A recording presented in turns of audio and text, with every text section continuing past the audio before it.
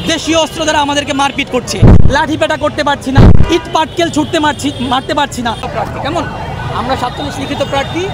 একটা প্রিলিমিনারি পরীক্ষা থেকে লিখিত পরীক্ষা হওয়ার জন্য একটা ন্যূনতম সময় দরকার।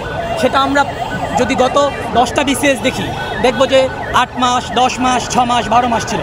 হঠাৎ করে এই 47ই কেবল, সেটা মাত্র 50 দিন।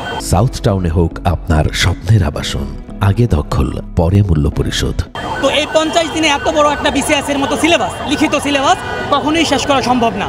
আর ঠিক এই কারণেই এটা অযৌক্তিক। এবং আমাদের আজকের যাত্রা কোথায়? আমাদের যাত্রা ছিল হচ্ছে যমুনামুখী। কেন? সেখানে আমরা একটা স্মারকলিপি দিব। কিসের জন্য? আমরা গত 20 দিন যাবৎ রাস্তায় পড়ে আছি একটা মেসেজ দেওয়ার জন্য যে ভাই আমাদের সাথে একটা ইনজাস্টিস হচ্ছে। যারা সোশ্যাল সমাজ, আমাদের যে সুশীল সমাজ আছে, আমাদের সচেতন নাগরিক সমাজ আছে, আমাদের যে রাজনৈতিক সমাজ আছে, তাদের মূল্যবোধ কোথায়? আমরা রাস্তাঘাটে মার খাচ্ছি, আমাদের মতো কুত্তার মতো মারছে। এই দেশীয় অস্ত্র বলবো আমি এগুলাকে, পুলিশের হাতে এই দেশীয় অস্ত্র দ্বারা আমাদেরকে মারপিট করছে। সুতরাং আমি আপনাদের মাধ্যমে সুশীল সমাজ, সচেতন নাগরিক এবং বাংলাদেশের আপামর জনতার কাছে, আমরা সংখ্যাটা খুবই কম, এই কারণে আমরা লাঠি পেটা করতে পারছি না, ইট পাটকেল মারতে পারছি না, কিন্তু আমরা তো আমাদের ভয়েস আছে। সেই ভয়েস দিয়ে জনসাধারণ, আমাদের রাজনৈতিক ব্যক্তিবর্গ যারা বুঝতেছে যে আসলেই এই বিসিএস একটা পরীক্ষা যেখানে 50 দিনে কখনোই সিলেবাস শেষ করা সম্ভব না। আরেকটা কথা বলি, আমি প্রশ্ন করব, আমি উত্তর দেব। এটা কেন অযৌক্তিক?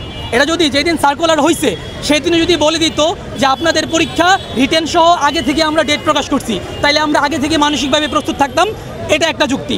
দ্বিতীয় যুক্তি হয়েছে হঠাৎ করে 2 মাস 50 দিন ছাপাইয়ে দেওয়া কখনোই যুক্তিগতা না। 2 নম্বর যুক্তি।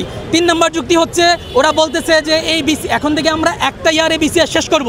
আমাদের এই 47 বিসিএস অলরেডি 11 মাসের মাথায় এসে দাঁড়াইছে, তাহলে তারা কি কখনো শেষ করতে পারবে না।